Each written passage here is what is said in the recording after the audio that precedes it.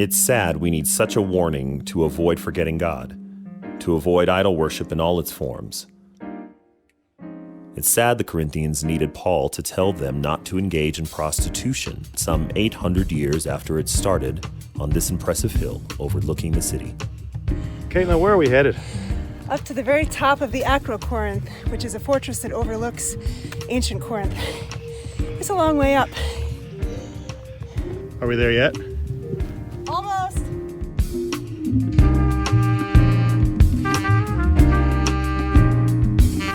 So now we're standing at least 1,800 feet above ancient Corinth. This is today what's known as Corinth, kind of an acropolis area. This is a remains of an ancient temple to Aphrodite that stood long before Christ.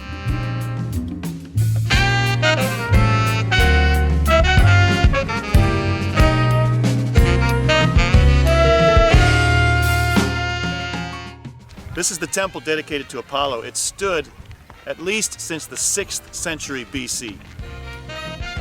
The new Christ followers in Corinth were part of an increasingly pluralistic society, a convergence of 1. Greek mythology, 2. Roman emperor worship, 3. Judaism with no Jesus, 4. Jesus, and 5, 6, 7, and so on we'll just call other. God knew what he was doing sending Paul to Greece. Paul, a Roman Jewish follower of Christ, who, although he spent much of his life in Palestine, was born in Tarsus, which was closer to Greece both geographically and culturally. He was versatile by default, allowing him to become all things to all people. And he won quite a few here, and didn't want to lose them. We're sitting here on the shoreline of the Gulf of Corinth, and this is the modern city. So if he were here today, he'd be speaking to these people in this place. I wonder what he'd say. Some of the same things, maybe? I have the right to do anything, you say.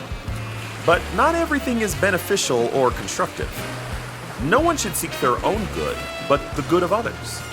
So whether you eat or drink or whatever you do it all for the glory of God. Follow my example, as I follow the example of Christ.